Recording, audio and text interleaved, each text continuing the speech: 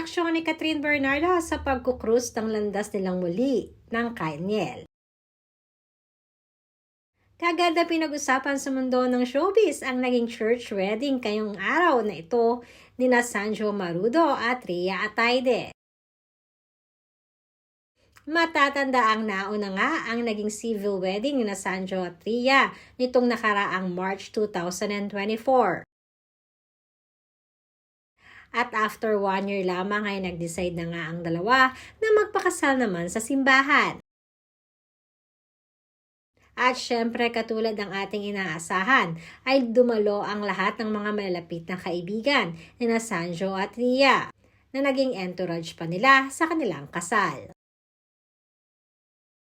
Hindi na malingid sa kalaman nating lahat na matagal ng magkakaibigan sina Sanjo Marudo, Catherine Bernardo at Danielle Padilla. Kaya naman sa naging kasalan ay hindi maaalis na mag-cruise muli ang landas ng mag-ex sina Catherine at Danielle. Makikita at mapapansin natin sa naging church ceremony na halos hindi naman magkahiwalay or mapaghiwalay itong sina Danielle at Kyla. Halos magkagulo na nga ang dalawa. Sa isang pagkakataon pa ay kitang nasa likod din ni Danielle si Catherine at kita ang kaswitan ng dalawa.